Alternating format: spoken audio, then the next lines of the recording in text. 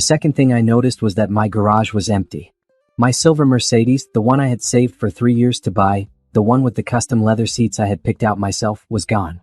My heart started racing as I grabbed my suitcase from the rental car.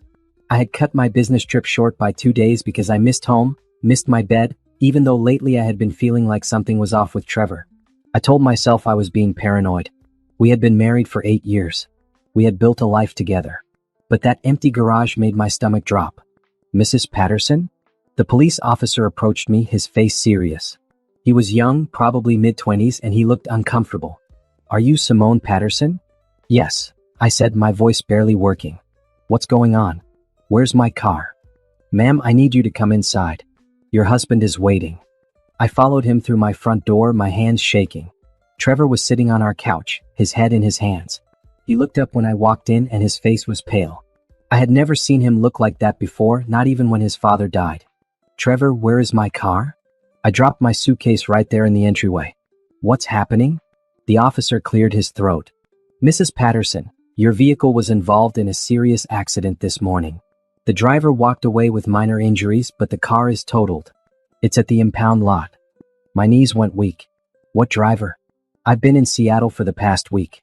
My car should have been in the garage. Trevor finally spoke, his voice cracking. Simone, I can explain. The driver was a Miss Candace Thompson, the officer continued, reading from his notepad. She stated that she had permission from your husband to use the vehicle. The room started spinning. I grabbed the back of a chair to steady myself. Permission from my husband? To drive my car? The car that's in my name only? Trevor stood up. Simone, please. Don't. I held up my hand. Officer, I did not give anyone permission to drive my car. My husband had no legal right to give that permission either since the vehicle is registered solely in my name. The officer nodded slowly. That's what we needed to confirm. This changes the nature of the case. Miss Thompson could be facing charges for unauthorized use of a vehicle. Who is Candace Thompson? I asked, but I already knew. Deep down in my gut, I already knew. Trevor's silence said everything. The officer looked between us, then cleared his throat again. I'll leave you two to discuss this. Mrs. Patterson, you'll need to come down to the station to file a formal report and answer some questions. Here's my card. After the officer left, I stood there looking at the man I had married, the man I had trusted with everything. How long? Simone. How long have you been sleeping with her? His face crumpled. 14 months. 14 months. Over a year. While I was working 60-hour weeks to help pay our mortgage. While I was planning our anniversary trip. While I was talking about maybe starting to try for a baby. And you gave her my car. I didn't think you'd be back until Friday. She needed? My voice came out sharp and loud. She needed my car? The car I saved for? The car that was mine? I was going to tell you, he said weakly. I was going to tell you everything this weekend. Tell me what? That you were cheating on me? That you gave my property to your mistress? That you've been lying to me for over a year? Trevor started crying. Actual tears running down his face. But I felt nothing. No sympathy, no urge to comfort him like I usually did. All I felt was cold rage settling into my bones. I need you to leave, I said quietly. Right now. Get out of my house. Simone, please, we can work through this. Get out. I screamed it this time. Get out before I call that officer back here and tell him you've been stealing from our joint accounts too, because I saw the bank statement in the mail yesterday. I know you've been taking money. I know everything, Trevor. Get out. He grabbed his keys and his phone, moving toward the door. At the threshold, he turned back. I love you. I made a mistake, but I love you. You destroyed my car, I said. You gave it to another woman and she destroyed it. That's not a mistake. That's not love. That's just cruelty. After he left, I sat on my couch in silence. My beautiful car, the first major purchase I had ever made on my own, was sitting in pieces at some impound lot. My marriage was over. My trust was shattered. But as I sat there, something shifted inside me. The shock started to fade, and beneath it was something harder, something stronger. I thought about that car, about how I had researched every detail, how I had negotiated the price myself, how proud I had been driving it off the lot. I had built that, and I could build again. I pulled out my phone and called my best friend Nicole.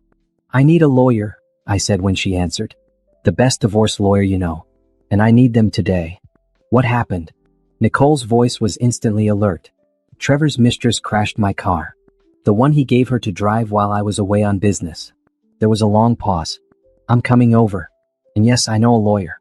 The kind who makes cheating husbands regret everything. After we hung up, I walked through my house, really looking at it for the first time in months. The photos on the walls, the furniture we had picked out together, the life we had built. It all felt like a lie now. But this house was half mine. The accounts were half mine. The life we had built was half mine. And I was going to take my half. Not because I wanted revenge, but because I deserved it. Because I had earned it. Because that car might be totaled, but I was not. I opened my laptop and started documenting everything.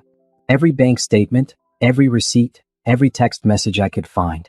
If Trevor wanted to give things away to Candace, fine. But he was going to pay me back first. Every single dollar. My phone buzzed. A text from an unknown number. I'm sorry about the car. Trevor said I could borrow it. I didn't know it would cause problems. I stared at that message for a long moment. Candace, she was texting me. The woman who had been sleeping with my husband for over a year, who had totaled my car, was sorry it caused problems. I blocked the number without responding. She didn't deserve my words, my anger, or my time. Neither did Trevor. They deserved exactly what they were going to get. Nothing from me and the consequences of their own choices. The doorbell rang. Nicole was here, probably with food and wine in the name of that lawyer. I took a deep breath, wiped my face, and went to answer it. This was just the beginning. And I was going to make sure it ended with me on top. Nicole came through the door like a force of nature, carrying 2 bottles of wine, a bag of Chinese takeout, and an expression that meant business. She had known me since college, and she could read my moods better than anyone. Okay, she said, setting everything down on my kitchen counter. Tell me everything, then we're calling Veronica. She handled my cousin's divorce last year. The husband tried to hide assets. She found everything and made sure my cousin got more than half. I told her the whole story while she opened the wine. About coming home early. About the police. About Candace and the car and Trevor's tears. Nicole's face got harder with every detail. 14 months, she repeated. And he gave your car to her. Your car that you saved for. That you worked overtime for. I've been stupid, I said, taking the wine glass she offered. I should have seen the signs. He was distant. He was always on his phone. There were all these late nights at work that didn't make sense. No. Nicole pointed at me. You were not stupid. You were trusting your husband, which is what you're supposed to do in a marriage. He was the one who lied. He was the one who chose to cheat. This is not on you. I nodded, but I still felt that familiar weight of shame. How could I not have known? How could I have missed it for over a year? Show me the bank statements, Nicole said. Let's see what we're dealing with. I opened my laptop and pulled up our joint account. I had noticed some strange charges when I checked it yesterday at the airport, but I hadn't had time to really dig into them. Now, sitting with Nicole, I started going through the last year of transactions. Cash withdrawals. Lots of them. 200 here, 300 there. Never enough to be alarming on their own, but they added up. Restaurant charges at places Trevor and I had never been together. Hotel charges. Gift purchases from jewelry stores I didn't recognize. He spent almost $30,000, I said, feeling sick. Over the past year, he's taken almost $30,000 from our joint account and spent it on her. Nicole was writing everything down. Keep looking. Check the credit cards too. The credit cards were worse. Trevor had opened 2 cards I didn't know about. One was maxed out at $15,000. The other had a balance of $8,000. Charges for clothing, dinners, weekend trips. There was even a charge to a furniture store. Did he buy her furniture? Nicole's voice was sharp. I clicked on the charge and saw the itemized receipt. A bedroom set. Delivered to an address I didn't recognize. He furnished her apartment, I whispered. With our money. Nicole grabbed her phone. I'm calling Veronica right now. This is financial fraud. He was stealing from you to fund an affair. While Nicole made the call, I kept digging. I went through Trevor's iPad, the one he usually left lying around the house. He never logged out of anything, always said he had nothing to hide. I had never looked before because I trusted him. What a joke that seemed now. His messages were easy to find. Months and months of texts with Candace. Sweet messages. Sexual messages. Messages about how he wished he could leave me, but it was complicated because of money. Messages about how I worked too much and didn't appreciate him. Messages where he called her baby and said she understood him better than I ever had. I took screenshots of everything. My hands were shaking so badly it was hard to hold the iPad, but I kept going. This was evidence. This was proof. This was what I needed. There were photos too. Candace was pretty in a generic way. Long hair, perfect makeup, always dressed up. In the photos, she was always touching Trevor, always looking at the camera like she was posing. Trevor looked happy. Happier than he had looked with me in years. That hurt worse than the text somehow. The visual proof that he had been building a whole other life without me. Veronica can see you tomorrow at 9, Nicole said, coming back into the room. She wants you to bring every piece of evidence you can find. Bank statements, credit card bills, texts, emails, photos. Everything. I'm finding so much, I said. It just keeps going. There are emails too. They were planning a trip to Jamaica for next month. He told me he had a work conference in Dallas. Nicole came to look over my shoulder. Her face hardened as she read the messages. What a piece of trash. And she knew he was married. Look, she calls you his wife right there in that text. I read the message Nicole pointed to. Candace had written, "When are you going to tell your wife? I'm tired of hiding." And Trevor had responded, "Soon, baby. I promise. I just need to figure out the money situation first." He was planning to leave you, Nicole said quietly. He was just waiting to figure out how to do it without losing money. I felt numb. This wasn't just an affair. This wasn't a mistake he made one night. This was calculated. This was planned. He had been working toward leaving me while still sleeping in my bed, eating the meals I cooked, pretending we had a future together. Check his email, Nicole suggested. See if there's anything with lawyers or financial advisors. I found it in his deleted folder. An email to a lawyer about divorce procedures. Trevor had sent it 3 months ago. The lawyer had responded with information about asset division and how to protect income during a divorce. Trevor had been researching how to leave me while keeping as much money as possible. I want to throw up, I said. Don't, Nicole said firmly. Get angry instead. Getting angry is better. Getting even is even better than that. I kept searching. I found receipts for gifts I had never received. I found emails to Candace's landlord, where Trevor had offered to co-sign her lease. I found a folder full of photos from their trips together, times when Trevor had told me he was traveling for work. There was a spreadsheet. An actual spreadsheet where Trevor had calculated our assets and what he would get in a divorce. He had listed our house, our cars, our retirement accounts. He had even listed my salary and noted that I made more than him, which would affect alimony. He was planning to ask for alimony from you, Nicole said, reading over my shoulder. After cheating on you and stealing from you, he was going to ask you to pay him monthly support. Something inside me cracked. Not in a breaking way, but in a way that felt like ice shattering. The cold rage I had felt earlier spread through my entire body. Print everything, I said. I want hard copies of all of this. And I want to make sure I have it backed up in multiple places. We spent the next 3 hours organizing evidence. Nicole helped me upload everything to a cloud drive, then to a secure email account I created just for the divorce. We printed out the most damaging texts and emails. We made a timeline of the affair based on the messages. We calculated exactly how much money Trevor had spent on Candace. By the time we finished, it was after midnight. The total was staggering. Trevor had spent over $50,000 of our money on his mistress. $50,000 that should have gone toward our mortgage, our savings, our future. This is slam dunk, Nicole said. Veronica is going to destroy him. He doesn't have a leg to stand on. I looked at the piles of evidence on my dining room table. Photos, texts, receipts, bank statements. The entire history of Trevor's betrayal laid out in black and white. And next to it, the police report about my car. About how Candace had been driving recklessly, had run a red light, had totaled my vehicle while driving without insurance. I trusted him, I said quietly. I loved him. I would have given him anything he asked for. I know, Nicole said, putting her arm around me. That's why this is so evil. He took advantage of your trust. He stole from you while you were working to build a life with him. My phone buzzed. Another text from Trevor. Please call me. We need to talk. I can explain everything. I love you. I showed Nicole. She took my phone and blocked his number. You don't need to hear anything he has to say. He had over a year to explain. Instead, he lied. That night, after Nicole left, I couldn't sleep.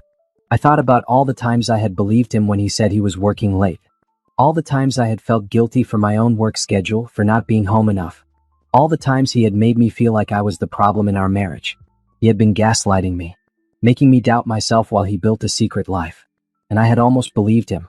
I had almost thought I was failing as a wife. But I wasn't the one who failed. I wasn't the one who broke our vows. I wasn't the one who stole and lied and cheated. I got out of bed and went to my office. I pulled out a notebook and started making lists. A list of assets. A list of accounts. A list of what I needed to do. A list of lawyers besides Veronica I should consult with just to be thorough. I was going to be methodical about this. I was going to be smart. I was going to document everything and follow every legal procedure correctly. I was going to make sure that when this was over, Trevor couldn't claim I had done anything wrong. Because the evidence was clear. He was the one who destroyed our marriage. He was the one who gave away my car. He was the one who stole our money. And I was going to make sure everyone knew it. Veronica's office was in a sleek downtown building, all glass and steel and expensive furniture. She was exactly what I needed. Sharp, professional, and with a reputation for winning. Nicole's cousin had warned me that Veronica didn't do consolation prizes. She did scorched earth. Mrs. Patterson, Veronica said, shaking my hand. She was in her 50s, with gray hair she wore with confidence and a suit that probably cost more than my car payment used to be. I've reviewed the materials you sent over last night. We have a very strong case. I sat down across from her desk, my folder of evidence in my lap. I want everything I'm entitled to. I want him to pay back every dollar he stole. And I want to make sure Candace faces consequences for what she did to my car. Veronica smiled. It wasn't a warm smile. It was the smile of a shark who just spotted dinner. Let's talk about what we can accomplish. First, the car. Since it was registered solely in your name and you did not give permission for anyone else to drive it, Candace is liable for unauthorized use of a vehicle. The prosecutor is already pursuing that. But we can also file a civil suit against both her and your husband for the value of the car plus damages. Both of them? Your husband gave her access to your property without authorization. He's liable too. Now, regarding the affair and financial fraud. Veronica pulled out a legal pad. Your husband spent over $50,000 of marital assets on his mistress. He opened credit cards without your knowledge. He was planning to file for divorce while hiding assets. This gives us significant leverage. What does that mean exactly? It means we can argue that he dissipated marital assets. In court, that means he deliberately wasted money that should have belonged to both of you. Judges don't like that. They especially don't like it when one spouse spends tens of thousands on an affair while the other spouse is working to support the marriage. I felt something loosen in my chest. Validation. Someone in authority was telling me that what Trevor did was not just morally wrong but legally wrong. I want to file as quickly as possible, I said. I want him served with papers before he has time to hide anything else. We can file today, Veronica said. I'll need you to sign some documents and then we'll serve him at his workplace tomorrow. Good. Veronica leaned forward. Simone, I need to prepare you for what happens next. Your husband is going to fight this. He's going to try to make you feel guilty. He's going to promise he's changed. His lawyer is going to try to paint this as a midlife crisis or a mistake. But we have evidence that this was calculated and ongoing. We have proof of financial fraud. We have documentation that he was planning to leave you while trying to maximize his financial outcome. Don't let him manipulate you. I won't, I said. But even as I said it, I wondered if it was true. Trevor had manipulated me for over a year. What if he could do it again? One more thing, Veronica said. I strongly advise you not to speak to your husband directly. All communication should go through me. Don't answer his calls, don't respond to his texts, don't agree to meet with him. Anything you say to him can be twisted and used against you later. I nodded and signed the papers. By the time I left Veronica's office 2 hours later, I had filed for divorce, filed a restraining order to keep Trevor away from our house, and initiated a freeze on all our joint accounts. My phone started buzzing before I even got to my car. Trevor had figured out he was locked out of the accounts. He was calling over and over. I blocked the number. But he called from his office phone. Then from a number I didn't recognize. Finally, I turned off my phone and drove home in silence. When I pulled into my driveway, Trevor was sitting on the front steps. He must have left work early. He stood up when he saw me and I could tell he had been crying. Simone, please, he said as I got out of my car. We need to talk. I have a lawyer, I said. Talk to her. Don't do this. Don't throw away 8 years over one mistake. I stopped walking and turned to face him. One mistake. You had an affair for 14 months. You spent $50,000 of our money on another woman. You gave her my car, Trevor. You gave away something that was mine and she destroyed it. That's not one mistake. That's a pattern of choices. I was confused, he said. I was going through something and I made bad decisions. But I love you. I want to fix this. You were planning to leave me, I said. I found the emails to the lawyer. I found the spreadsheet where you calculated how to keep as much money as possible in the divorce. You weren't confused. You were strategic. His face went pale. You went through my private things? You mean the iPad you left on our kitchen counter? The one logged into all your accounts? The one you said I could use anytime because you had nothing to hide? I laughed, but it came out bitter. You left it there because you thought I would never look. You thought I trusted you too much to check. Simone, you were right. I did trust you that much. But I don't anymore. I walked past him toward my front door. He grabbed my arm, not hard, just enough to stop me. I jerked away. Don't touch me. Please, he said, and he was crying openly now. I'll do anything. I'll go to therapy. I'll never see her again. I'll spend the rest of my life making this up to you. You can't make it up to me, I said. You destroyed my trust. You stole from me. You humiliated me. And you only feel sorry now because you got caught. That's not true. I was going to tell you. I was going to end it with Candace and come clean. When? Before or after your trip to Jamaica with her next month? He closed his eyes. You saw that. I saw everything, Trevor. Every text, every email, every photo, every receipt. I know about the furniture you bought her. I know about the lease you co-signed. I know about the hotel rooms and the dinners and the gifts. I know you called her baby while you were lying in bed next to me. Stop, he whispered. What? Does it hurt to hear it? Does it hurt to have your lies exposed? I'm sorry. He was sobbing now. I'm so sorry. I never meant to hurt you. But you did hurt me. You are still hurting me by being here. I asked you to leave yesterday. I filed a restraining order today. If you don't go right now, I'm calling the police. He looked at me like I was a stranger. You really did that? You filed a restraining order against me? What did you think would happen? That I would just forgive you? That we would go to couples counseling and work through your affair and your theft and your complete betrayal of everything we built together? We can still save this, he said desperately. I know we can. If you would just listen. I listened to you for 8 years, I said. I listened when you said you were working late. I listened when you said you needed space. I listened when you said I was too focused on my career. And the whole time you were lying. I'm done listening to you, Trevor. I went inside and closed the door. He stood on the porch for a long time. I could see him through the window, just standing there crying. Part of me wanted to feel sorry for him. Part of me remembered the man I married, the one who used to make me laugh, the one I had planned a whole future with. But that man was gone. Or maybe he had never existed. Maybe I had just been in love with a fantasy while the real Trevor was busy betraying me. My phone buzzed. Nicole, are you okay? Veronica told me you were served the papers today. He was here when I got home, I texted back. He's still on the porch. Want me to come over? No. He'll leave eventually.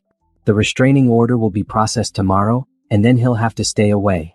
Proud of you. You're being so strong. But I didn't feel strong. I felt empty. I felt like someone had scooped out my insides and left me hollow. I had loved Trevor. I had built my life around him. And now I was dismantling that life piece by piece. Trevor finally left around midnight. I watched from the window as he got in his car and drove away. Then I went through the house and changed all the locks. I called a security company and had them install cameras. I wasn't taking any chances. That night, I lay in bed and thought about what Veronica had said. Trevor would fight this. He would try to manipulate me. He would try to make me doubt myself. But I had evidence. I had proof. I had documentation of every lie he told and every dollar he stole. And I had something else too. I had anger. Cold, hard anger that was going to carry me through this. Because I deserved better than what Trevor gave me. I deserved honesty and respect and loyalty. And if I couldn't get that from my marriage, then I would get it from my freedom. The next 2 weeks were a blur of legal meetings, paperwork, and phone calls. Veronica moved fast, and Trevor's lawyer couldn't keep up. By the time Trevor realized what was happening, I had already secured the house, frozen the joint accounts, and filed claims for every dollar he had spent on Candace. They're offering a settlement, Veronica said during our Thursday meeting. Trevor wants to avoid a trial. What's he offering? Veronica slid a paper across her desk. He'll give you the house and your retirement account. You split his retirement 50-50. No alimony on either side. He pays back $15,000 of the money he spent on the affair. $15,000? I stared at her. He spent over $50,000. He's offering to pay back less than a third. I told them it was insulting, Veronica said. But I wanted you to see what they're trying to pull. His lawyer is arguing that some of the expenses were legitimate business costs. Business costs? The hotel rooms? The jewelry? The furniture? Apparently he's claiming some of the dinners were with clients, and Candace was there as his date, which is still using marital assets for the affair, but his lawyer thinks he can muddy the waters. I shook my head. No, I want every dollar back. I want him to pay for what he did. Then we're going to trial. It'll take longer and it'll cost more in legal fees, but I think we can win. Do it. Veronica smiled that shark smile again. Good. Because I also have news about Candace. The prosecutor filed formal charges yesterday. Unauthorized use of a vehicle, reckless driving, and driving without insurance. She's looking at up to a year in jail and substantial fines. Will she actually go to jail? First offense? Probably not. But she'll have a criminal record. And we can use her criminal case in our civil suit against both her and Trevor. They're jointly liable for the destruction of your car. How much can I get from them? Your car was worth $35,000. With diminished value, replacement costs, and punitive damages? We're asking for $75,000 from both of them, joint and several liability. That meant if Candace couldn't pay, Trevor would have to cover her portion too. The thought made me smile. What about Trevor's job? I asked. Has any of this affected him at work? Veronica's expression shifted slightly. Actually, yes. His employer found out about the affair. Apparently Candace called his office looking for him and word spread. His company has a morality clause in their executive contracts.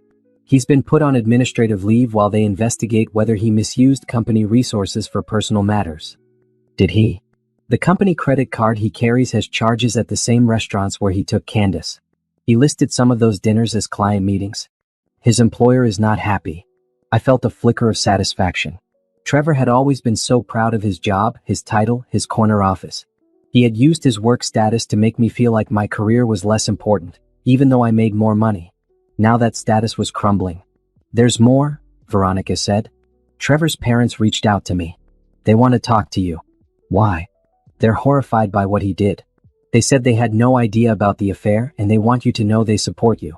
They're also planning to testify on your behalf if we go to trial. I sat back in my chair, stunned. Trevor's parents had been like family to me. His mother had taught me to make her famous pot roast. His father had walked me down the aisle at our wedding because my own father had passed away years before. I had assumed they would side with their son. They want to testify against Trevor? They want to testify to his character and spending habits. His mother kept records of money they loaned you both over the years. Apparently Trevor told them he needed help with the mortgage, but they recently found out you didn't know about those loans. He pocketed that money too. How much? $20,000. Over 3 years, they gave him $20,000 that was supposed to go toward your house payments. I felt sick. He told me his parents couldn't help us financially. He said they were struggling with medical bills. They weren't. They were helping him fund his affair while making you think you had to work harder to cover costs. The depth of Trevor's lies kept getting worse. Every time I thought I had found the bottom, there was another layer of betrayal underneath. I want his parents' testimony, I said. If they're willing to help, I want them involved. I'll set it up. Over the next week, I met with Trevor's parents at a coffee shop. His mother cried when she hugged me. His father looked older than I remembered, his face drawn with shame. We raised him better than this, his mother said. I don't know what happened to him. I don't know how he became someone who could do this. It's not your fault, I said. But it is our failure, his father said. We should have seen the signs. We should have questioned him more when he asked for money. We should have talked to you. They showed me the bank records. $20,000 transferred to Trevor over 3 years. Each time he had told them I knew about it. Each time he had said we were struggling and needed help. Each time he had lied. We want you to have that money back, his mother said. It was meant for both of you. For your future together. He stole it. I can't take money from you, I said. It's not taking, his father said firmly. It's returning what's ours to give. We're including it in our testimony. Trevor will have to pay you back every dollar we gave him under false pretenses. Trevor's mother reached across the table and took my hand. You were the best thing that ever happened to our son. You made him better. Or we thought you did. I'm so sorry he hurt you. I'm so sorry we didn't protect you. I cried then. I had been holding it together so well, being strong, being businesslike. But this broke something open inside me. These people who owed me nothing, who could have chosen their son's side, were choosing honesty instead. Thank you, I whispered. Thank you for believing me. We don't just believe you, his father said. We know you. We know our son. And we know what he did was unforgivable. When I told Veronica about the meeting, she added the $20,000 to our claims. We're up to $95,000 now and what Trevor owes you. Plus the house, plus your car replacement, plus legal fees. He's going to be broke when this is over. Good, I said, and I meant it. The trial date was set for 2 months away. In the meantime, Trevor tried everything to get me to talk to him. He sent flowers to my office. He sent letters through mutual friends. He even tried to corner me in the grocery store parking lot until security escorted him away. Each time I documented it. Each time I sent the evidence to Veronica. Each attempt at contact was a violation of the restraining order, and each violation made our case stronger. Nicole came over one night with pizza and wine. How are you holding up? I'm okay, I said. Better than okay, actually. I thought I would fall apart, but I feel like I'm finally waking up from a bad dream. You're fierce, Nicole said. I'm proud of you. I'm proud of me too, I admitted. I spent so long making excuses for Trevor, trying to understand him, trying to fix whatever was wrong in our marriage. But the problem was never me. It was him. And now everyone can see it. My phone buzzed. Another text from an unknown number. This is Candace. Can we please talk? I didn't know it would turn out like this. I showed Nicole. She grabbed my phone and typed back. Simone's lawyer is Veronica Hayes. Contact her office if you have something to say. This number is now blocked. She's scared, Nicole said. The criminal charges, the civil suit, knowing Trevor's broke and can't help her anymore. She's realizing she destroyed her own life for a man who lied to both of you. I don't feel sorry for her, I said. She knew he was married. She saw the photos in his house when she was there. She met his parents. She knew exactly what she was doing. Neither do I, Nicole agreed. She made her choice. Now she gets to live with the consequences. The next day, Veronica called with an update. Trevor lost his job. They found proof he used company resources for personal matters. He's been terminated effective immediately. How is that possible? I asked. I thought he was on leave. He was.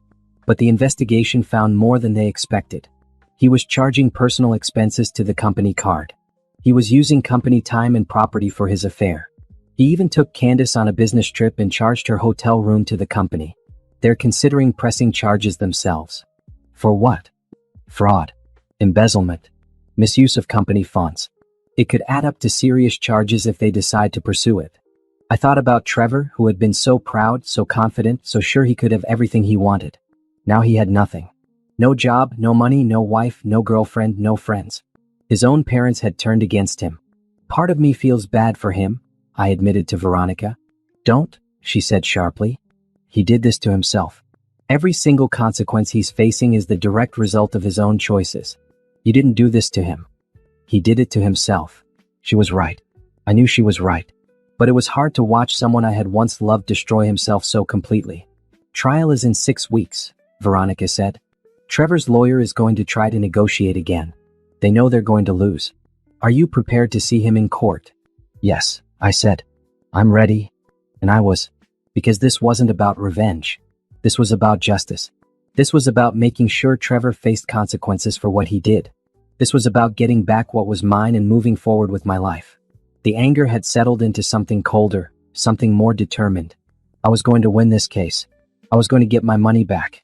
I was going to rebuild my life. And Trevor was going to watch it all happen, knowing he could have had all of this. Knowing he threw it all away for someone who didn't even want him once the money ran out. That felt like justice enough. The news spread faster than I expected. Small towns have a way of amplifying scandal, and even though we lived in a decent-sized city, our professional circles overlapped enough that within 3 weeks, everyone knew what Trevor had done. I first noticed it at the marketing firm where I worked. People who usually just nodded hello started coming to my office to offer support. My boss, Patricia, called me in for a meeting I thought might be about my performance, but instead she closed the door and said, I heard about your divorce. I want you to know this firm stands behind you. If you need time off or flexible hours, we can arrange it. Thank you, I said, surprised. But I'd rather stay busy. Work helps. Patricia nodded. I understand. Just know the option is there. And Simone? For what it's worth, I always thought Trevor was a fool. You're brilliant at what you do, and he never seemed to appreciate that. Later that day, I ran into someone from Trevor's office in the coffee shop down the street. Janet had been Trevor's colleague for years, someone we used to have dinner with occasionally. She approached my table carefully like I might break. "Simone, I'm so sorry," she said. "The whole office is talking about what happened. Most of us had no idea he was capable of something like that." "Most of you?" I asked. Janet looked uncomfortable. "Some people suspected. There were rumors about him and someone in the building. But we thought it was just office gossip. We didn't know it was true or that it had been going on so long. Did anyone think to tell me? We didn't have proof. And honestly, we were all scared to get involved. Trevor was." She trailed off. "Was what?" "He was vindictive. If someone crossed him at work, he would find ways to make their lives difficult. Small things like leaving them off important emails or taking credit for their ideas. People were afraid of him." I stared at her. This was a side of Trevor I had never seen. At home, he was charming, funny, attentive when he wanted to be. At work, apparently, he was someone people feared. "The company fired him," Janet continued. "The official reason was misuse of funds, but the real reason? Nobody wanted to work with him after they found out what he did to you. His reputation is destroyed." Part of me felt vindicated. Part of me felt sad. This was the man I had married, the man I had thought I knew. How had I missed all of this? Nicole came over that evening with more news. "Trevor's living with his cousin now. Did you know that? His parents won't let him stay with them." "How do you know?" "Your mother-in-law called me. She wanted to make sure you knew they were cutting him off completely. No money, no support, nothing until he makes things right with you." I sat down heavily on my couch. "They're really doing that?" "They really are." She said they're ashamed of him. That they didn't raise him to be a liar and a thief. My phone rang. I looked at the screen and saw it was Trevor's mother. I answered carefully. "Hello." "Simone, sweetheart." Her voice was warm but sad. "I wanted to check on you. How are you holding up?" "I'm okay. Taking it day by day. I also wanted you to know that we've cut Trevor off. No financial support, no place to stay. His father and I discussed it and we can't enable his behavior. He needs to face what he's done." "That must be hard for you," I said. "It is. But you're the innocent victim here. You're the one who was betrayed. Our loyalty should be with you, not with our son who behaved so badly." We talked for another 20 minutes. She told me about the church congregation finding out, about the whispers and judgment Trevor was facing. She told me he had tried to come home, tried to ask for money, and she had turned him away.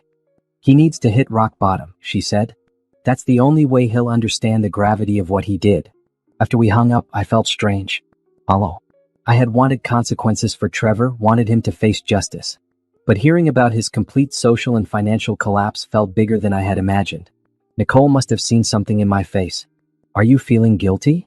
"A little," I admitted. "Is that crazy? After everything he did?" "It's not crazy. It's human. But remember, you didn't do any of this to him. He did it to himself." "I know. But his whole life is falling apart. Because his whole life was built on lies. This is what happens when the truth comes out." Nicole sat next to me on the couch. "You didn't make him cheat. You didn't make him steal. You didn't make him give your car to his mistress. Those were his choices. And now he's living with the consequences."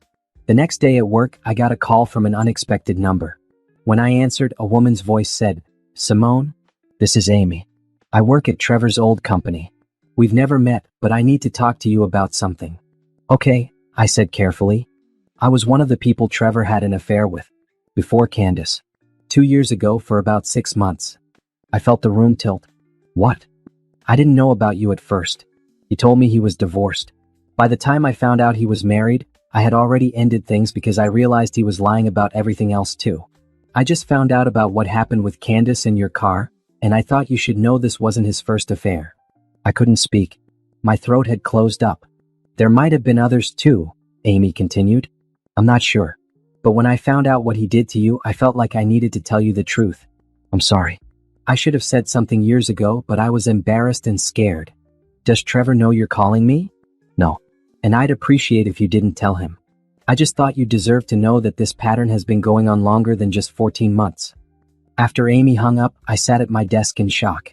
I called Veronica immediately. "This changes things," Veronica said after I explained.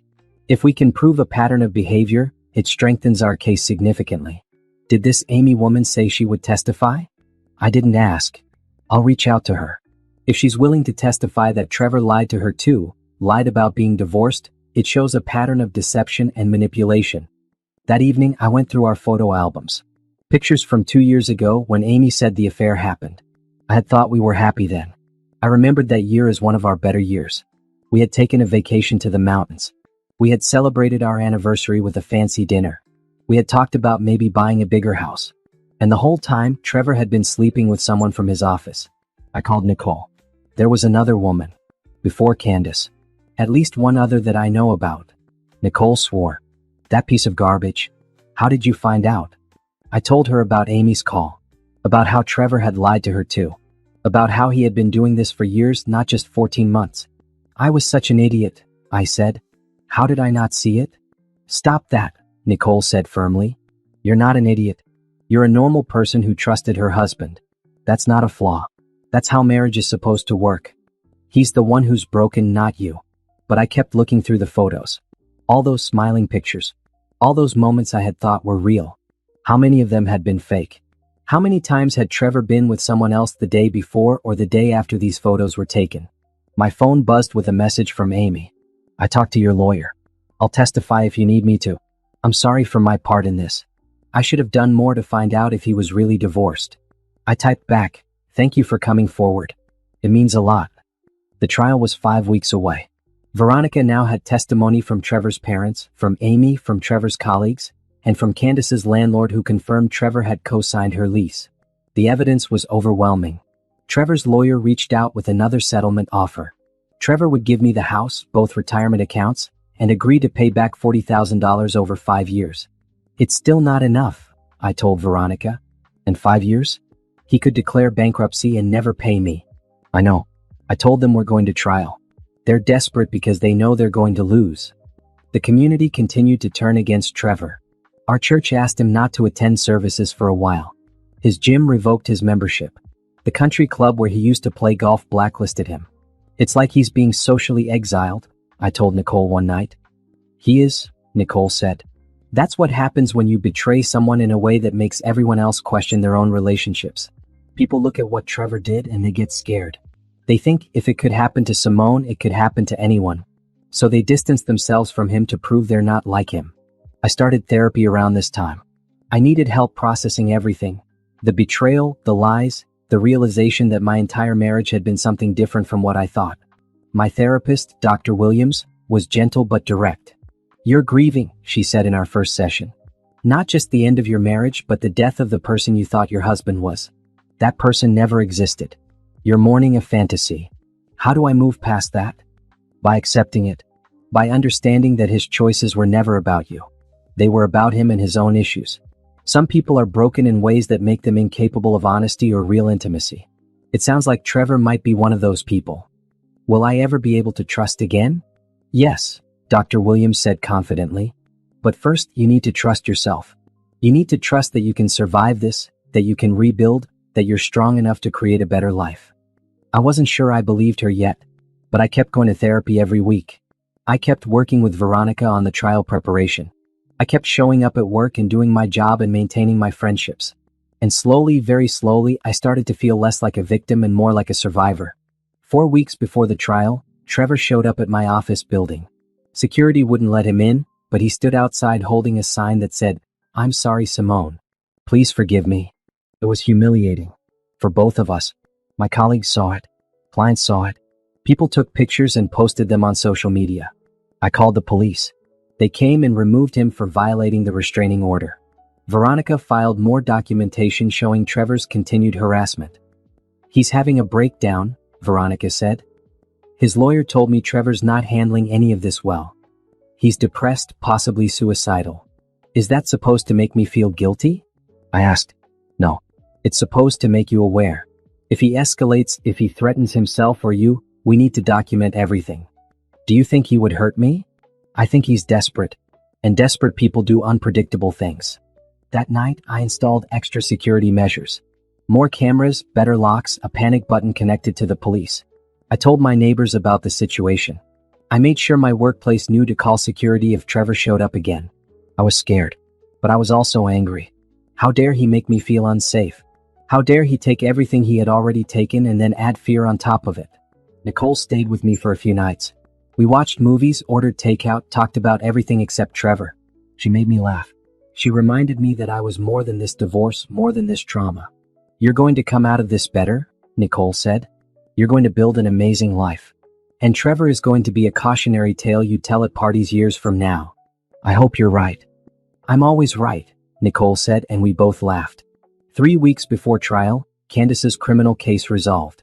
She pled guilty to unauthorized use of a vehicle and reckless driving. She got probation, community service, and had to pay restitution for my car. But the amount she could pay was minimal. She was broke too. Trevor had stopped supporting her the moment his money ran out, and she couldn't afford a decent lawyer. The court ordered her to pay me $5,000 over 2 years. It's not enough, I said to Veronica. My car was worth $35,000. I know, but we'll get the rest from Trevor in the civil case. He's jointly liable, remember? So Trevor would end up paying for his mistress's mistakes too. There was a certain justice in that. I started to see the path forward. Trevor had destroyed his own life through his choices. He had lost his job, his money, his reputation, his family, and his friends. He had no one to blame but himself. And I was still standing. Hurt, yes. Changed, absolutely.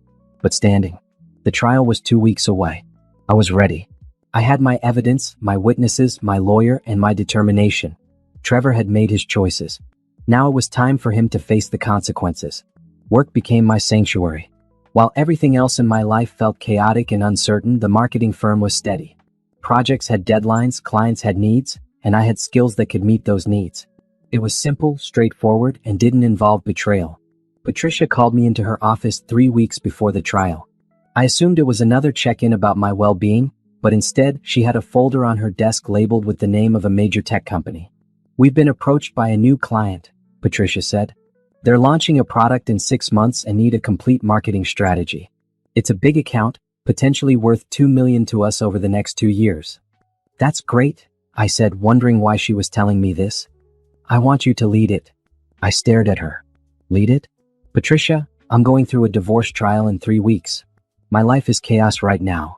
I know, but you're also the best strategic thinker we have. You've been producing excellent work even while dealing with all of this. That shows me you can handle pressure.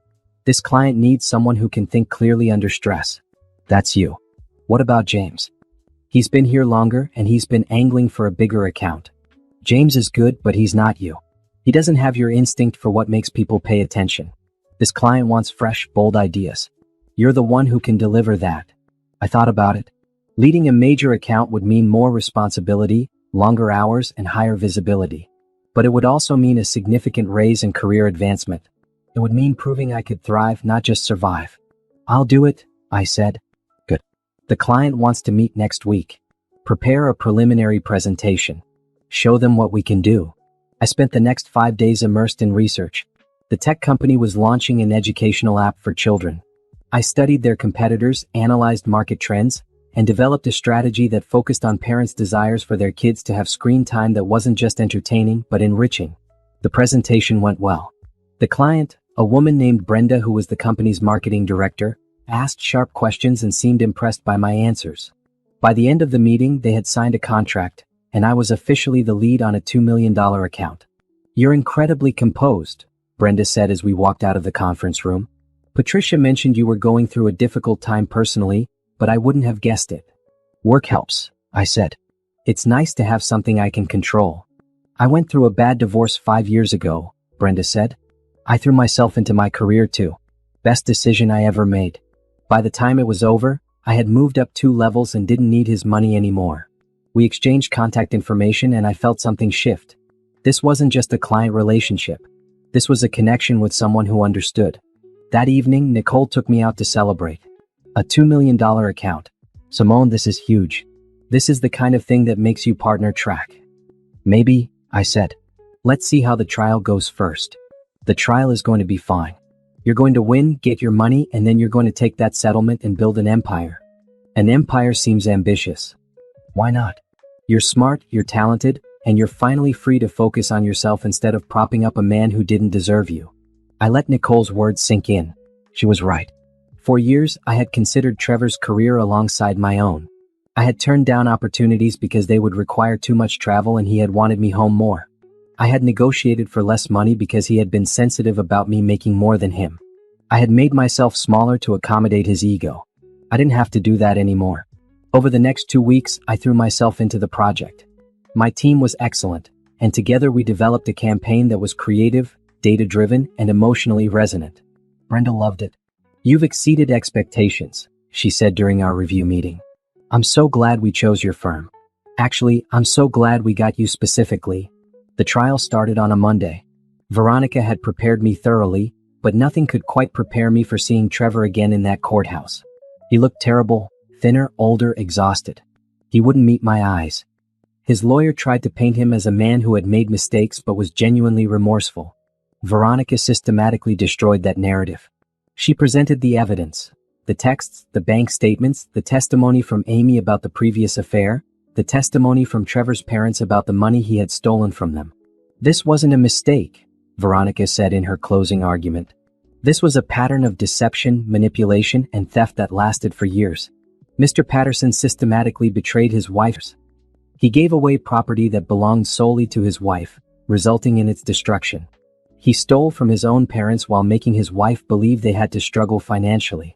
This is not a man who made an error in judgment. This is a man who made calculated choices to benefit himself at everyone else's expense." The trial lasted 3 days. Trevor's lawyer tried to argue that I was vindictive, that I was trying to destroy him out of anger rather than seeking fair compensation. Veronica shut that down with evidence that everything we were asking for was directly tied to money Trevor had stolen or property he had destroyed. On the 3rd day, the judge ruled. I got the house, both retirement accounts, and Trevor was ordered to pay me back $78,000 within 2 years. He was also responsible for all legal fees. "If you fail to pay," the judge said directly to Trevor, "your wages will be garnished, and you may face additional penalties including jail time for contempt of court." Trevor's face crumpled. His lawyer put a hand on his shoulder. But I felt nothing. No triumph, no satisfaction, no joy. Just relief that it was over. Outside the courthouse, Trevor's parents were waiting. His mother hugged me tight. "You did the right thing," she said. "I'm so proud of you." "Thank you for testifying," I said. "It meant everything." "We told the truth," Trevor's father said. "That's all we could do." I watched them walk away and it hit me that I had lost them too. They weren't really my family anymore.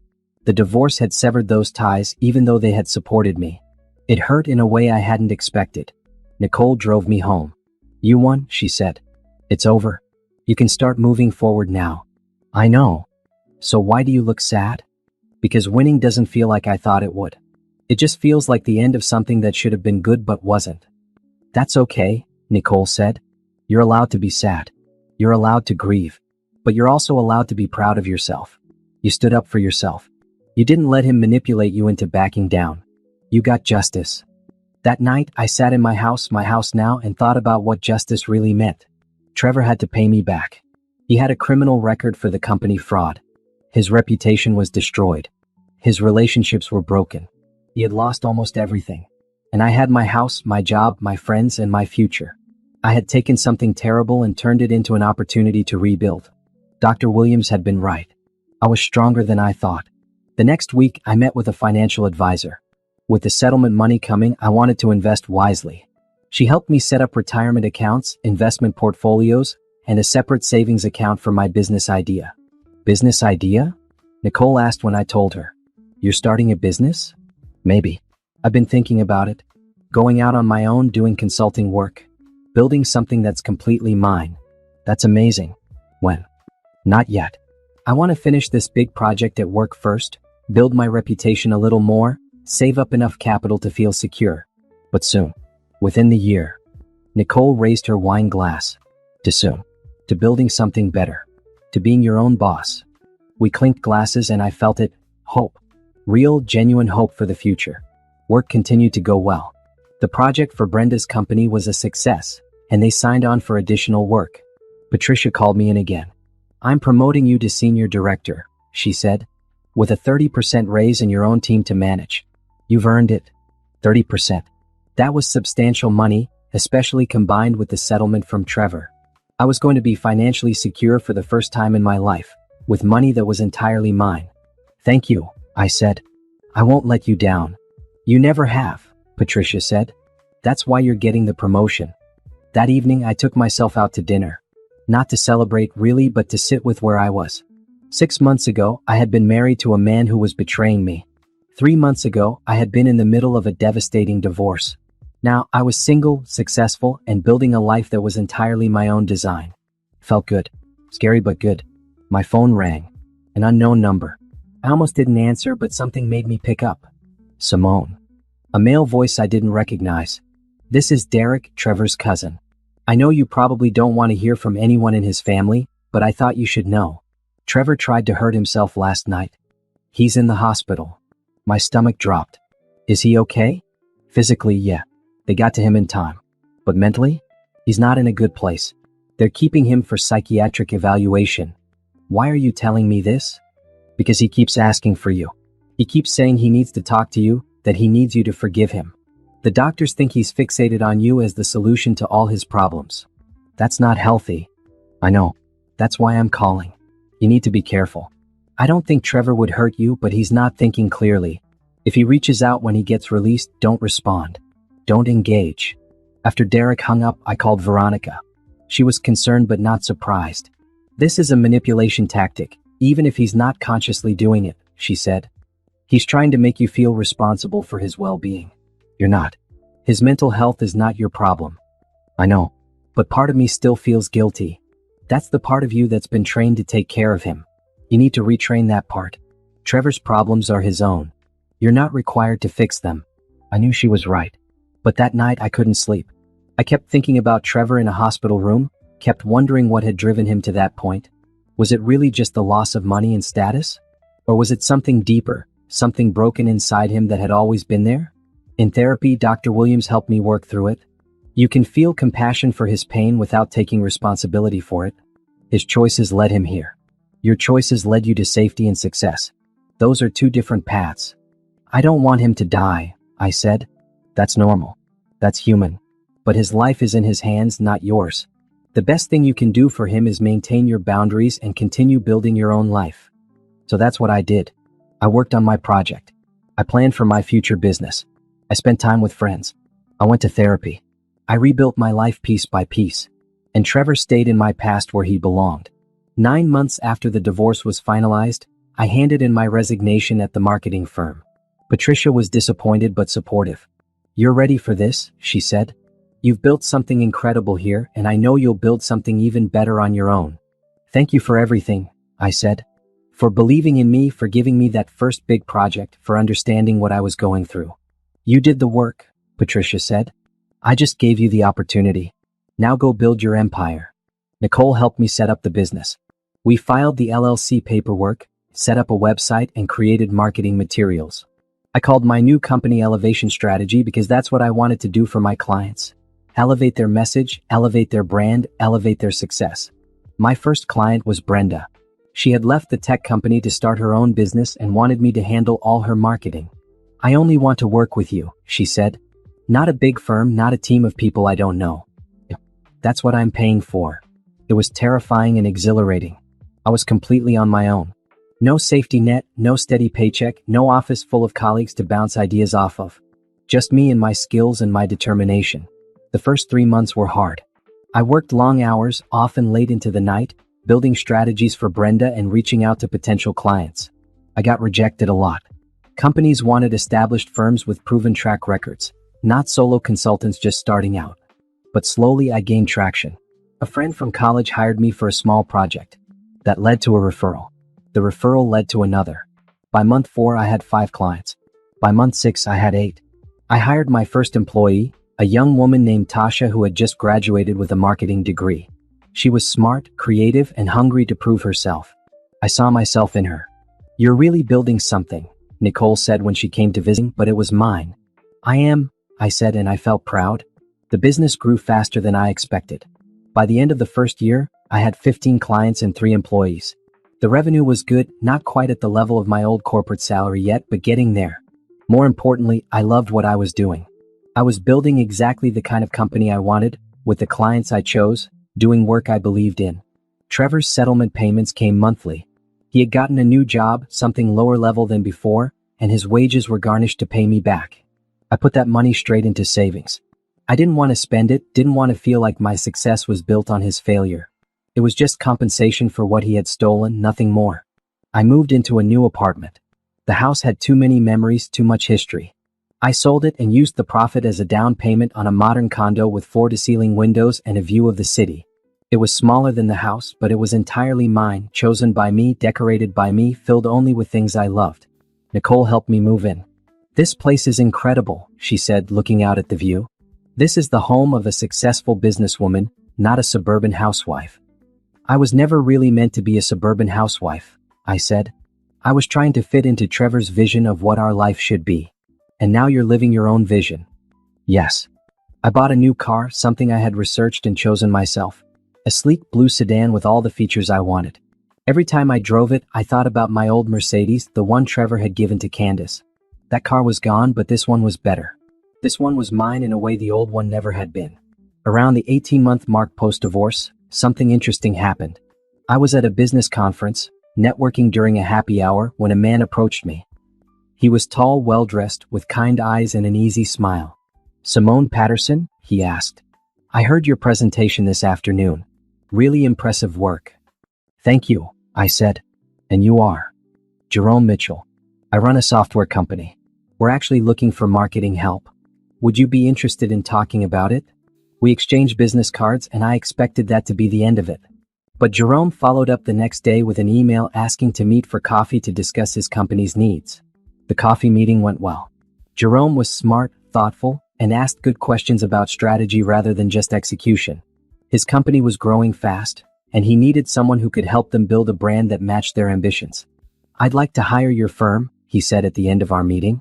"Not just for a project, but as our ongoing marketing partner." "That's a significant commitment," I said. "Can I put together a formal proposal for you?" "Absolutely.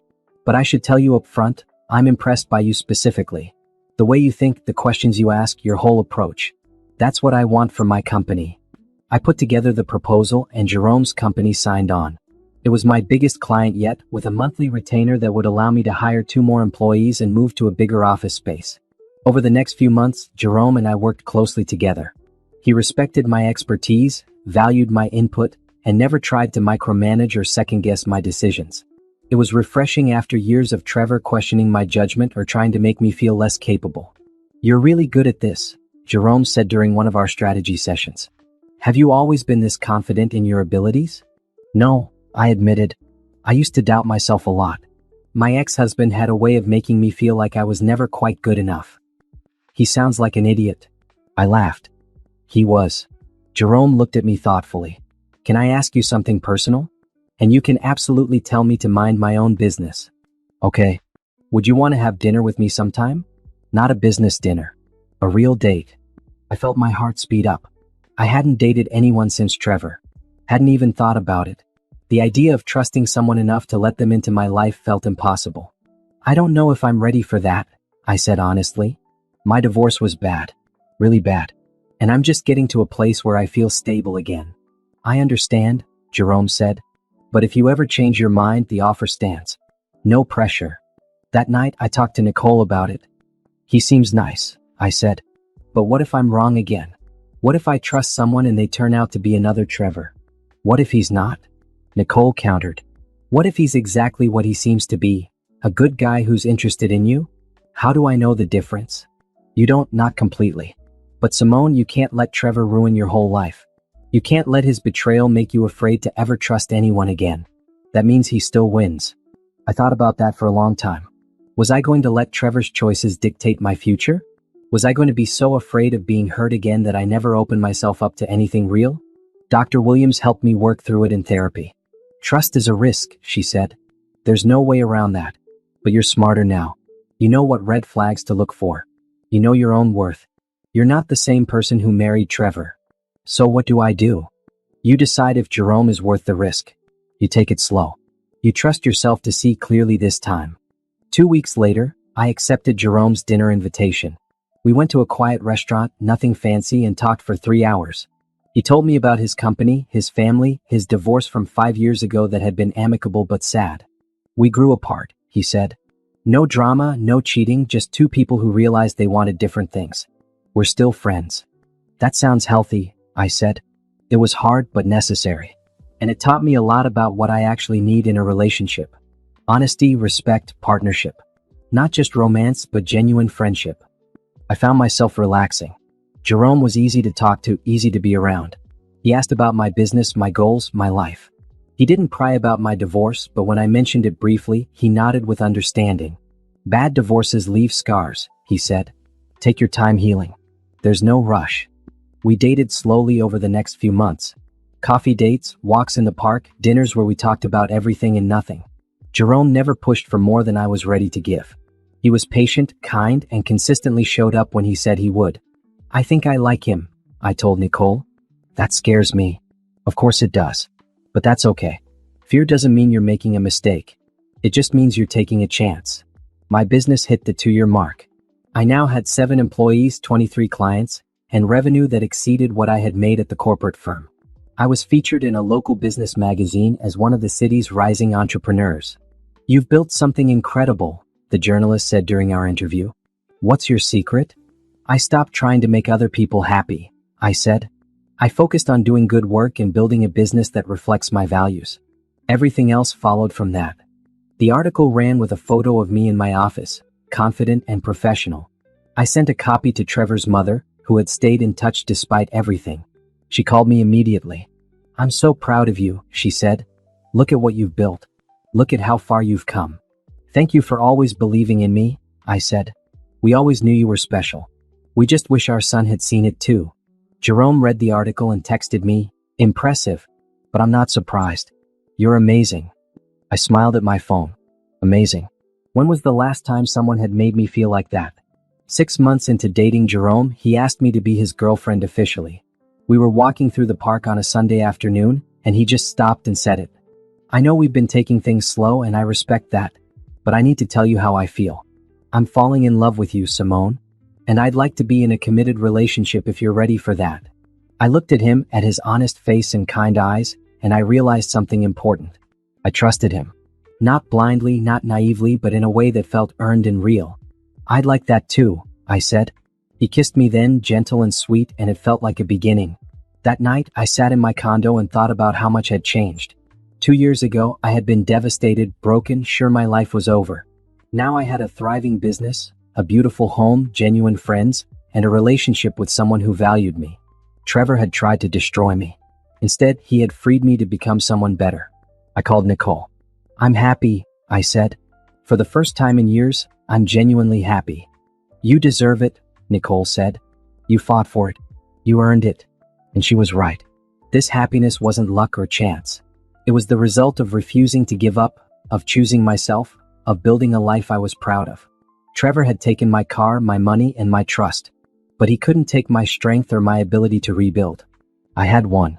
Not because I had destroyed him, but because I had built something better. The business conference in Atlanta was one I almost didn't attend. It was expensive, would require 3 days away from the office, and I was already busy with client work. But Tasha convinced me. You need to network more, she said. The business is doing great, but if you want to scale to the next level, you need connections with bigger companies. This conference is where those people are. She was right, so I went. The first day was typical conference fare. Panel discussions, networking lunches, awkward small talk with strangers. I was tired and ready to skip the evening reception when I ran into Brenda. Simone. She hugged me tight. I didn't know you were here. You have to come to the reception tonight. There's someone I want you to meet. I was actually thinking of ordering room service and going to bed early. Absolutely not. This person could be huge for your business. Trust me. So I went to the reception, wearing my professional networking smile and carrying business cards. Brenda found me within 10 minutes and pulled me toward a group of people talking near the bar. This is Jerome Mitchell, she said, gesturing to a man I recognized immediately. My boyfriend. His software company is about to expand nationally, and he needs marketing help. Jerome, this is Simone Patterson. She runs Elevation Strategy, the firm I've been raving about. Jerome and I looked at each other and started laughing. We've actually met, Jerome said to Brenda. Simone's my girlfriend. Brenda's face went through about 5 expressions in 2 seconds. Your girlfriend? You're dating the marketing consultant I've been trying to introduce you to for months. Small world, I said, still laughing. Later, after Brenda recovered from her shock and made us promise to have dinner with her before the conference ended, Jerome and I found a quiet corner. I didn't know you were speaking at this conference, I said. Last minute addition. They had a cancellation and asked if I could do a panel on startup scaling. I said yes because I thought it would be good visibility. It's nice to see you in your element, I said. You're impressive when you talk about your company. You're impressive all the time, Jerome said. But especially when you're in business mode. The way you analyzed that case study this morning during the panel? I was taking notes. We spent the evening together, networking as a couple but also supporting each other professionally. It felt natural, easy. Jerome introduced me to potential clients. I introduced him to potential investors. We worked as a team without even trying. The next day, during a break between sessions, Jerome suggested we walk around the conference center. I've been thinking about something, he said. About us, about our businesses, about the future. Okay. My company is growing. We're about to launch in 6 new markets. I need a full-time marketing director, someone who understands the brand and can think strategically. That's exciting, I said. Are you looking for recommendations? Actually, I'm wondering if you'd be interested. Not as a consultant, but as a full partner. You'd have equity, real input on company direction, and the resources to build a marketing team exactly how you want it. I stopped walking. Jerome, I have my own company. I can't just leave it. I'm not asking you to. I'm asking you to consider a merger of sorts. Elevation Strategy becomes the official marketing arm of my company. Your clients stay yours, but you also have the resources and backing of a tech company that's about to scale nationally. It's a partnership. That's a huge decision. I know. That's why I'm just asking you to think about it. No pressure, no timeline. Just consider if it might be the next evolution for your business. I spent the rest of the conference thinking about his offer. On one hand, I loved the independence of running my own firm. On the other hand, Jerome's company had funding, infrastructure, and growth potential that could take years for me to build on my own. On the flight home, I made lists of pros and cons. I called Nicole. It sounds like an amazing opportunity, she said. But you need to be sure it's what you want, not just what Jerome needs. That's the thing. I think it might be what I want too. I've been feeling the limitations of being a small firm. We can only take on so many clients. We can only scale so fast. This would solve those problems. Then maybe it's worth exploring. But get everything in writing. Make sure your equity and autonomy are protected. I met with my lawyer, the one who had helped me set up the LLC. She reviewed Jerome's offer and helped me negotiate terms that protected my interests. By the time we finalized the agreement, Elevation Strategy would maintain its name and independence but would be the preferred marketing partner for Jerome's company, with me holding equity in both businesses.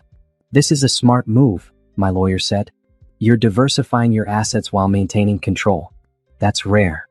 I signed the papers on a Thursday afternoon. Jerome took me out to celebrate that evening. To partnerships, he said, raising his glass. Business and otherwise. To partnerships, I echoed. We were in the middle of dinner when my phone rang. Trevor's mother. I hadn't heard from her in a few months, though we still exchanged occasional texts.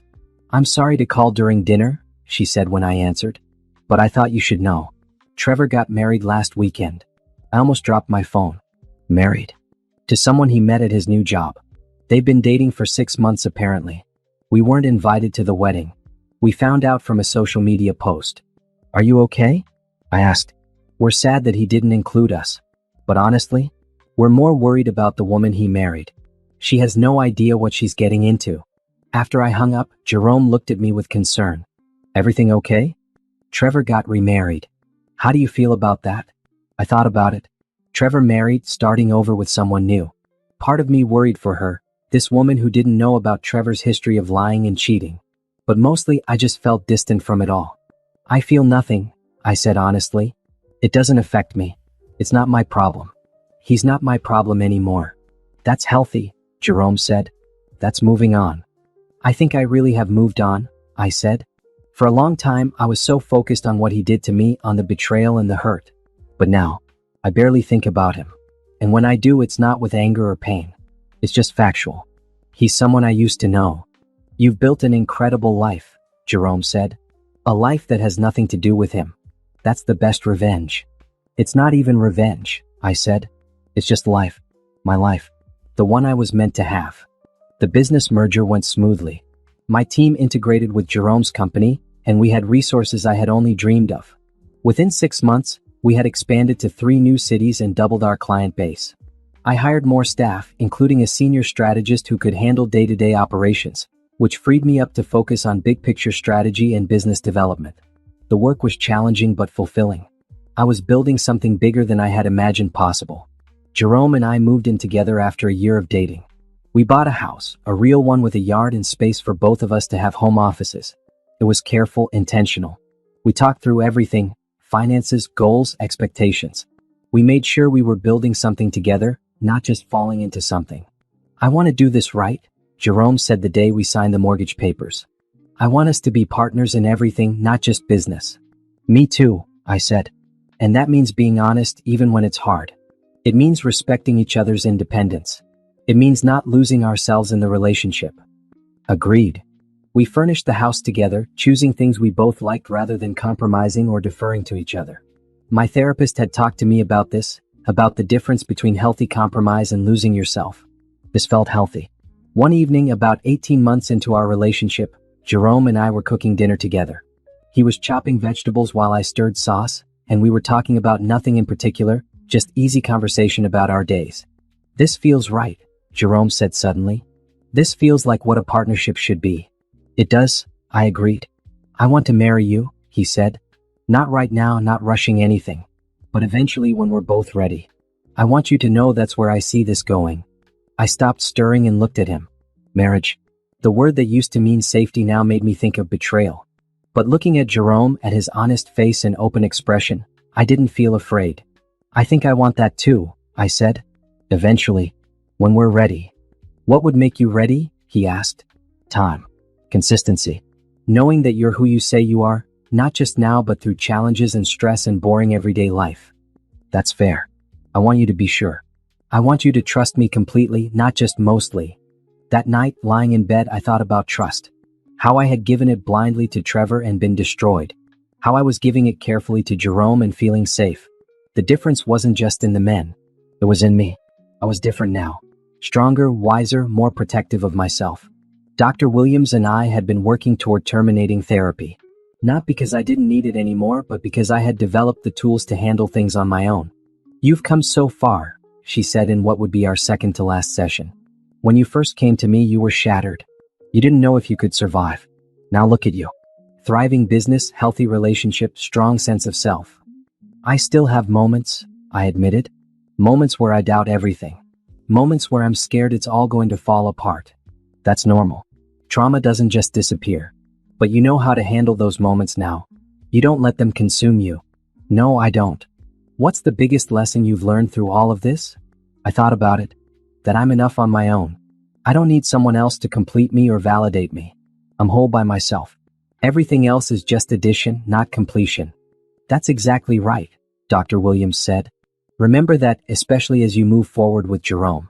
He should add to your life, not define it." The business hit a major milestone. 5 million in revenue. We celebrated with the whole team, throwing a party at a rooftop venue with a view of the city. I gave a speech thanking everyone for their hard work and dedication. When I started this company 3 years ago, I said, I was rebuilding my life from scratch. I didn't know if I could make it work. But you all believed in me, in this vision, in what we could build together. And look at us now.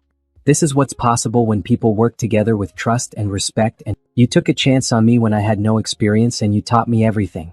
I'll never forget that. After the party, Jerome and I walked home through the city streets. It was a warm night, the kind where everything feels possible. "I'm proud of you," Jerome said. "You took devastation and turned it into something beautiful." "I had help," I said. "I had Nicole and your parents and Veronica and Dr. Williams. And you. I couldn't have done this alone." "Maybe not. But you did the work. You made the choices. You built this life." We walked in comfortable silence for a while, and I thought about how far I had come. From that moment standing in my driveway, learning my car had been destroyed, to this moment walking next to someone who loved and respected me. It wasn't revenge that had healed me. It was rebuilding. It was choosing myself over and over until I became someone I was proud to be. Trevor had tried to break me. Instead, he had freed me. And I was grateful for that freedom, even if the path to it had been painful. The call came on a Tuesday afternoon while I was in a client meeting. Nicole, calling 3 times in a row, which was our emergency signal. I excused myself and called her back. What's wrong? Trevor's been trying to reach you, Nicole said. He called me when he couldn't get through to you. Simone, his new wife, left him. And apparently she took everything. I walked into an empty conference room and closed the door. What do you mean she took everything? She drained their joint account, took out credit cards in his name, and disappeared. He just found out she was running some kind of con. She's done this to other men too. He's financially ruined again, and he wanted me to ask if you would talk to him. No, I said immediately. Absolutely not. That's what I told him. But Simone, he's a mess. He's apparently crying on the phone, saying he doesn't know what to do, that he's lost everything, that he wishes he had never lost you. That's not my problem. I know. I just thought you should know what's happening in case he tries to contact you through other means. After I hung up, I sat in that conference room for a long time. Trevor, conned and abandoned by the woman he had left me for, reaching out to me for help. The irony wasn't lost on me. But I felt nothing. No satisfaction at his karma, no sympathy for his situation, no urge to rescue him. Just a distant awareness that he was experiencing some version of what he had put me through. That evening, I told Jerome about the call. He listened carefully, then asked, "Do you want to help him?" "No." "Why would I?" "I don't know. Because you're kind? Because you have money now and he doesn't? Because part of you might still care." "I don't care," I said firmly. "I care about the man I thought he was, and I grieve for the marriage I thought I had. But the actual Trevor? The man who stole from me and lied to me and gave my car to his mistress? I don't care what happens to him." "Good," Jerome said. "Because you don't owe him anything. He made his choices." But the news bothered me more than I wanted to admit. Not because I felt bad for Trevor, but because it made me think about Candace and the new wife and all the women Trevor had manipulated. We were all just characters in his story, disposable when we stopped serving his needs. Do you think I was stupid? I asked Jerome that night. For not seeing who he really was? No. I think you were trusting, which is what you're supposed to be in a marriage. He was the one who was broken, not you. Over the next few days, I learned more details through the grapevine. Trevor's new wife, whose name was Felicity, had been running a long con. She targeted divorced men, moved fast into marriage, and then cleaned them out financially before disappearing. Trevor was victim number 4 that authorities knew about. "The police want you to testify," Veronica told me when she called. "They're building a case against Felicity, and your testimony about Trevor's pattern of behavior could be useful." Testify about what? I never met Felicity. About Trevor's financial habits, about how he operates in relationships, about the lies he tells. It could help establish that he was vulnerable to this kind of manipulation because of his own history of manipulation. Will I have to see him? Probably. He's the primary victim in this case. I thought about it for a day before deciding. I'll do it. Not for Trevor, but because if Felicity is doing this to other men, she should face consequences. The deposition was awkward. Trevor looked terrible, thin, exhausted, defeated. His lawyer had him there to answer questions about his finances and timeline with Felicity. I was there to provide context about Trevor's character. Excuse me, Miss Patterson, the prosecutor said. Can you describe your ex-husband's relationship with truth and money? I looked at Trevor. He wouldn't meet my eyes. Trevor has a pattern of lying to get what he wants and taking money that doesn't belong to him. During our marriage, he spent over $50,000 of our joint money on affairs. He took $20,000 from his parents under false pretenses. He gave away property that belonged solely to me. When faced with consequences, he cries and apologizes and promises to change, but the pattern repeats. And in your opinion, would he be vulnerable to someone like Miss Felicity? Yes. Trevor looks for people he can manipulate. When he finds someone who manipulates him instead, he's lost.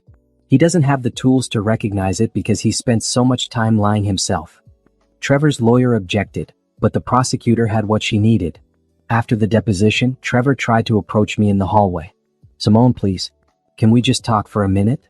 No, I said. We have nothing to discuss. I'm sorry.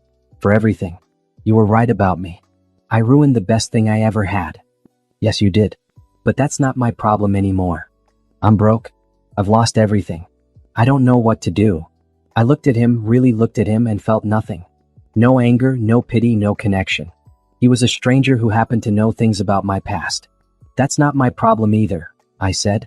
You have a pattern of creating chaos and expecting other people to fix it. I'm not doing that anymore. Figure it out yourself. I walked away and didn't look back. Nicole met me for coffee after. How do you feel?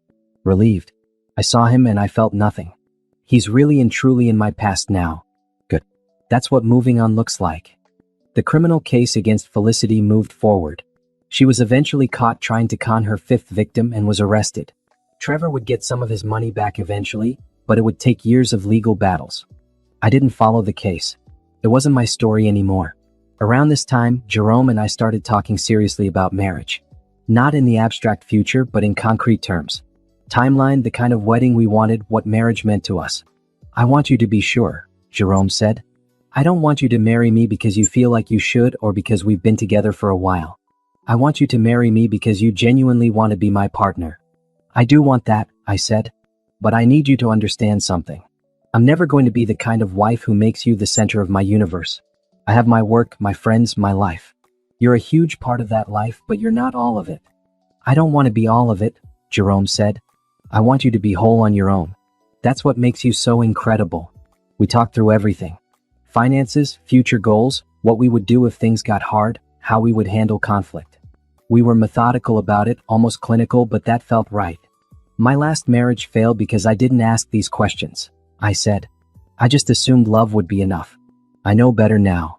Love is necessary, but it's not sufficient, Jerome said. You also need respect, honesty, compatible goals, and the willingness to work through hard things together. 3 months later, Jerome proposed. Not with a surprise proposal at a restaurant or some grand public gesture. He asked me during a quiet evening at home, after we had finished dinner and were sitting on our couch. I love you, he said. I respect you. I want to spend my life as your partner. Will you marry me? Yes, I said. And I meant it completely. We planned a small wedding, just close friends and family. Jerome's parents, who I had come to love. Nicole, my steadfast best friend.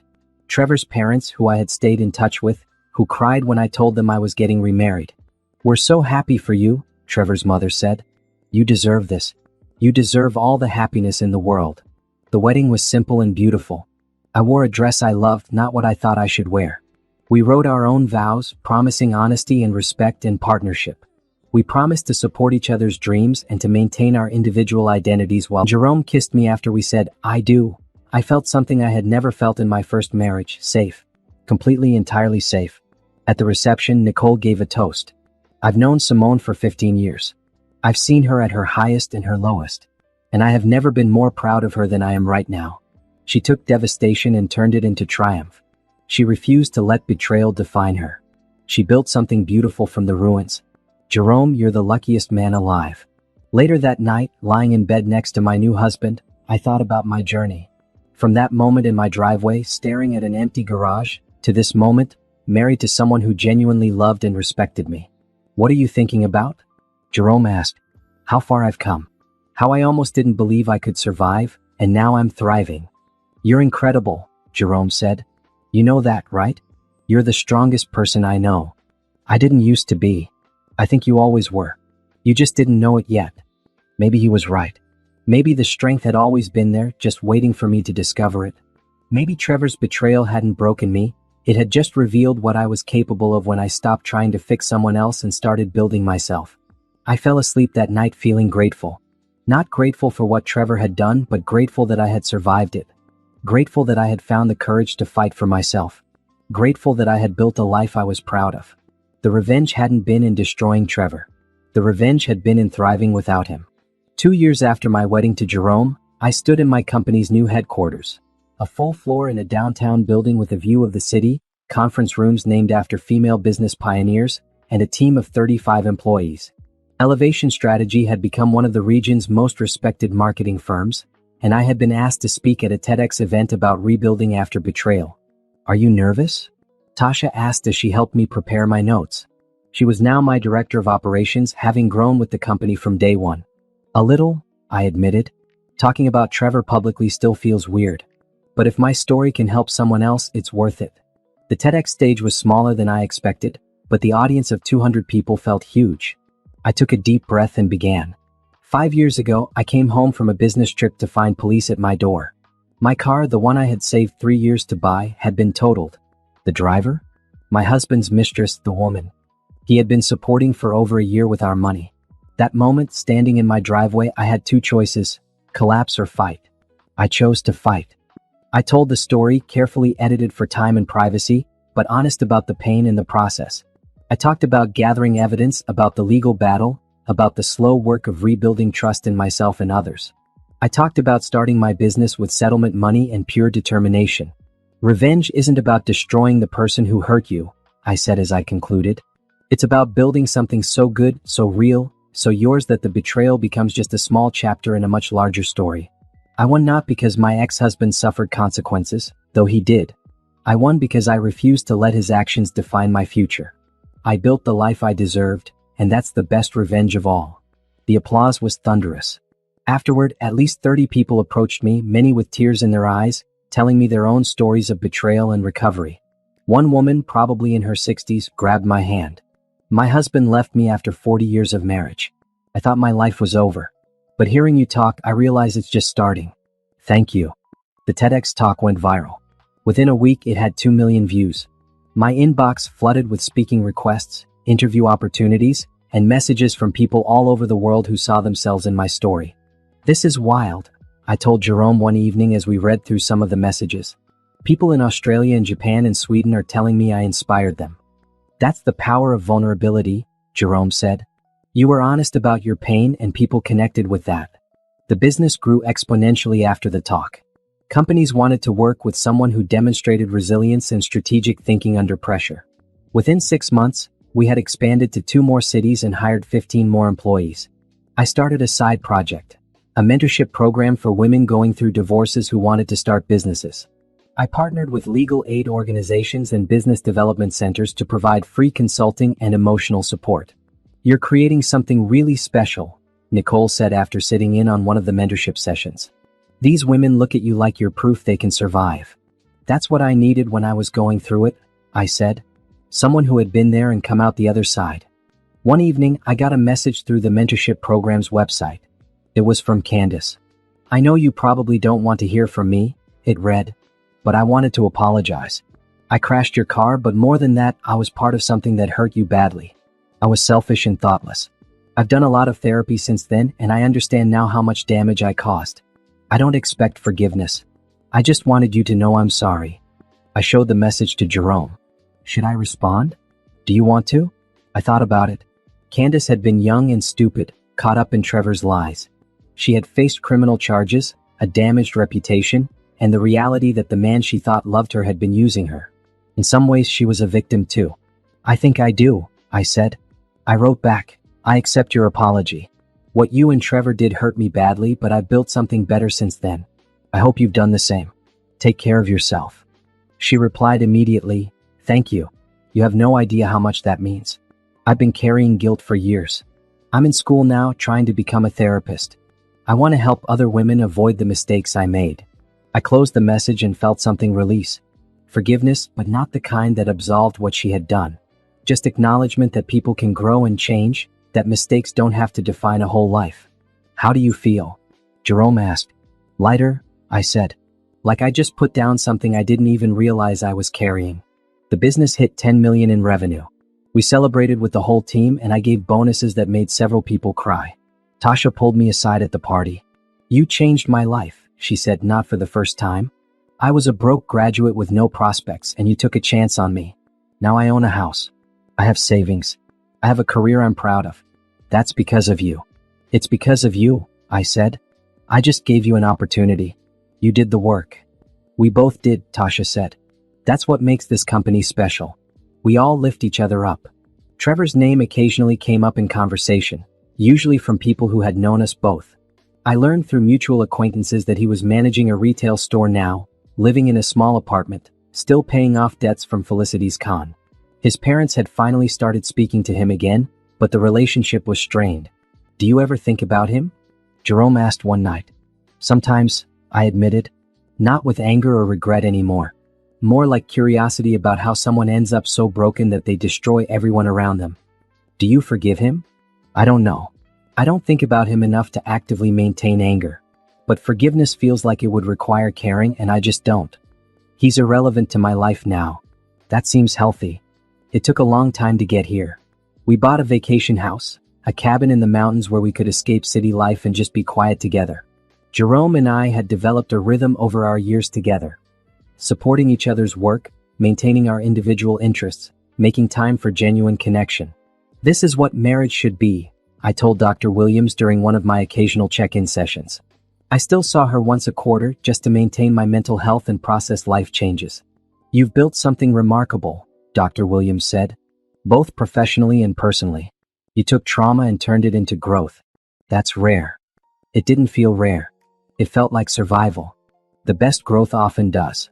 One day, I was driving through my old neighborhood for a client meeting when I passed the house. A young family lived there now. There were toys in the yard, a minivan in the driveway, evidence of a life I had once planned but never lived. I didn't feel sad looking at it. I just felt grateful I had escaped before having children with Trevor, grateful I had gotten out while I still had time to build something better.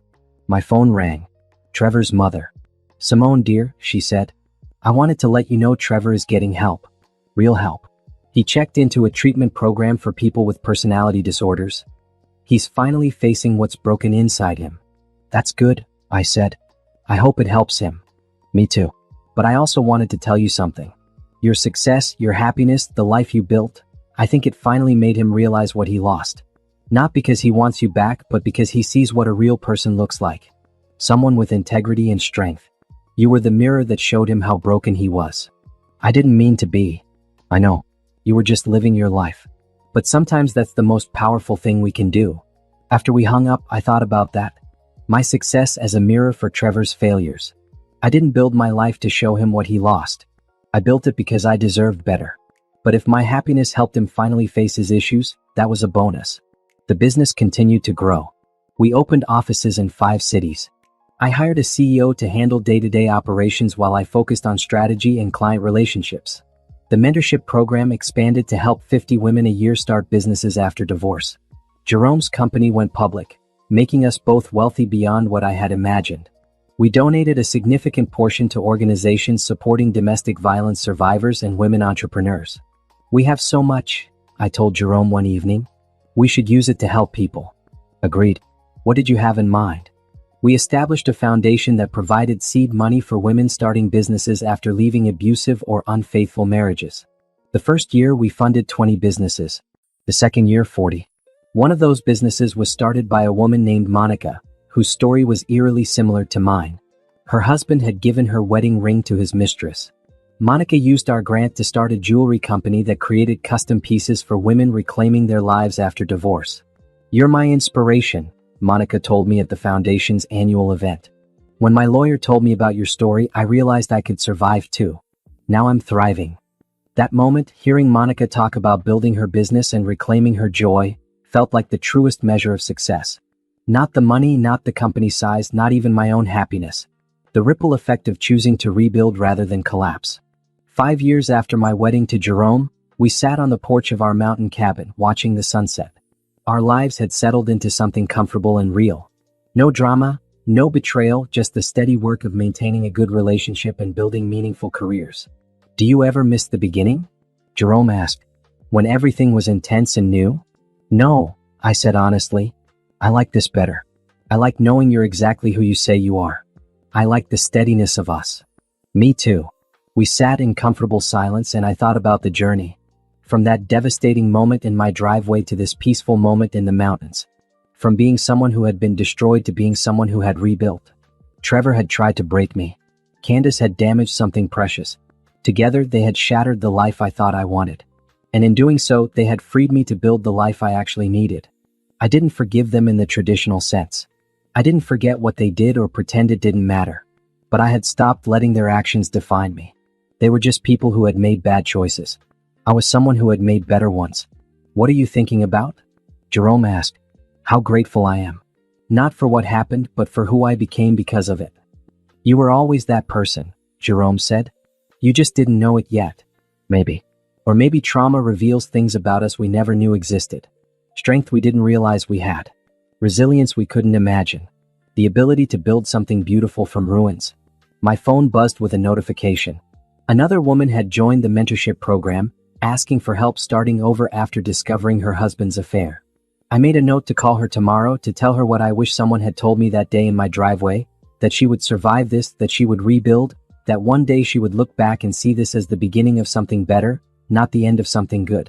The sun set completely, painting the sky in shades of blue and purple. Jerome reached for my hand and I squeezed back, grateful for this moment, this life, this second chance I had fought so hard to create. Trevor had taken my car, my money, and my trust. But he couldn't take my strength, my intelligence, or my ability to rebuild.